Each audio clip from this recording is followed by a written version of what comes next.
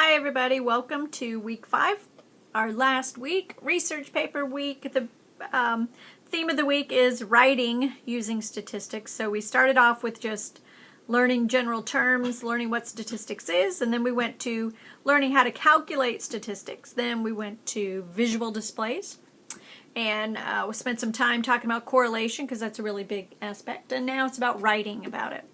The guidelines, the requirements for your research paper are all on Blackboard.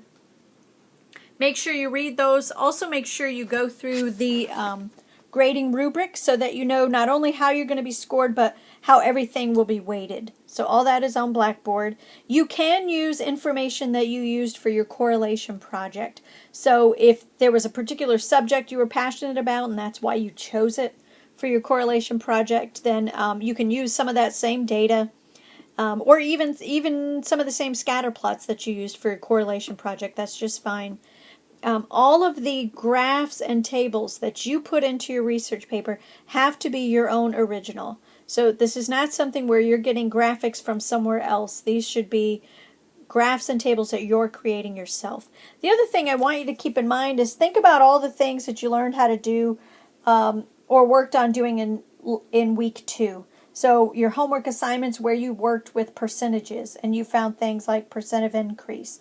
So spend some time, I can't even write, spend some time using calculations like that in your paper. Maybe you want to mention percentage points, mean, median, standard deviation, all those things that we worked on. Those are things that we want you to use in your research paper. Okay, as I mentioned last week, due dates for week 5 are a little bit different because we're on a Monday through Friday time scheme, and the first assignment will be due on Monday. And that's because the class officially ends Friday, so we have to have everything in by Friday. So keep that in mind.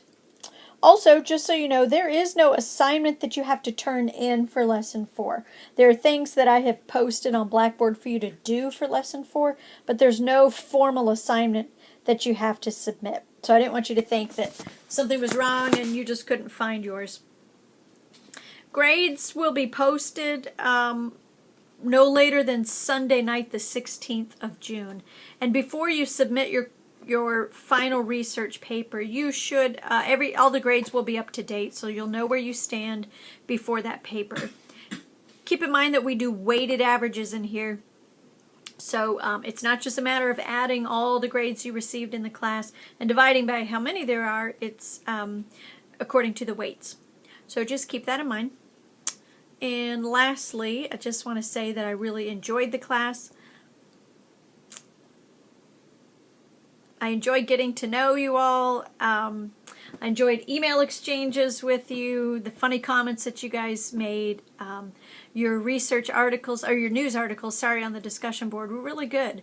And there's a lot of things that you submitted that I will be using in future classes. Not only this class, statistical reasoning, but also for our traditional statistics class that our traditional students take. So I appreciate your hard work and your good effort. Your projects too, I'll be showing them your projects.